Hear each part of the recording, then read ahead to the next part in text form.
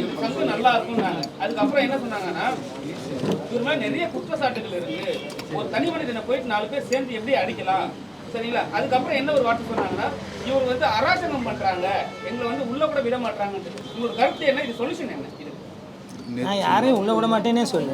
நேற்று கூட இந்த ஹாலை திறந்து விடுங்க, எல்லாம் உட்காடுறாங்க, திறந்து விட்டேன். நீங்க சொல்றீங்க, அப்புறம் எல்லாத்துக்கும் ஜூஸ் வாங்கி கொடுக்க சொன்னேன். அதான் எல்லாத்துக்கும் ஜூஸ் வாங்கி கொடு மாமா ஒரு நிமிஷம்.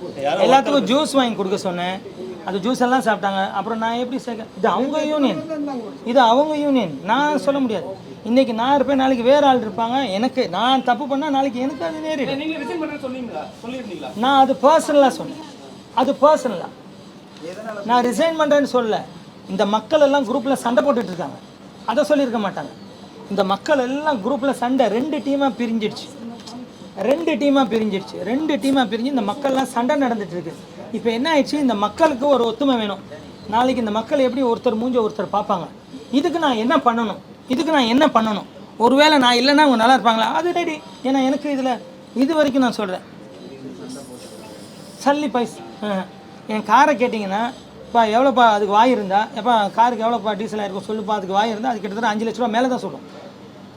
அவ்வளோ வேலைக்காக அந்த வண்டி ஓடி இருக்கு. அப்போது எனக்கு இல்லை, எனக்கு வேணான்னா கூட ஒன்றும் இல்லை, நான் பாட்டில் என் வேலையை பார்த்துருப்பேன். இன்னைக்கு காலைல கூட ஒரு ஹீரோ ஃபோன் பண்ணி என்னை திட்டுறாரு, உங்களுக்கு ஏன் இந்த வேலை வந்துடுங்கன்னு, உங்களுக்கு ஏன் சகோ இந்த வேலை வந்துடுங்க சகோ, வேண்டாம் எதுக்கு. எனக்கு உண்மையிலே தேவை. இது வந்து பர்சனலாக பேசும்போது சார் இல்லை சார், எலெக்ஷன் அனௌன்ஸ் பண்ணுறேன் சார், எலெக்ஷன் அனௌன்ஸ் பண்ண போகிறேன். நீங்கள் பேசி எல்லாம் டிஸ்கஸ் பண்ணியாச்சு தலைமை இதில். நாங்கள் எலெக்ஷன் அனௌன்ஸ் பண்ணுறோம், நிற்கட்டும், எலெக்ஷன் நில்லுங்க, வாங்க செய்யுங்கன்னு தானே நான் சொல்கிறேன். அவங்கக்கிட்ட நேரடியாகவே சொல்லிட்டேன். இல்லை சார், நான் நிற்க மாட்டேன் சார். நான் அது பர்சனலாக நிறைய பேர் வந்து பேட்டி கொடுக்கும்போது மாஸ்டர் கிட்ட பேசினாங்க. நான் ஒன்று சொல்லட்டுமா?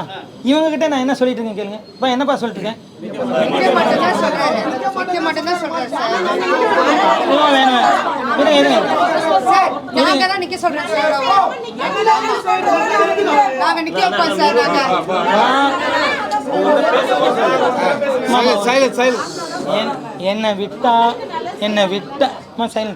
என்னை விட்டா நான் ஓடி போனான்னு தான் நான் வேலை என்ன எனக்கு.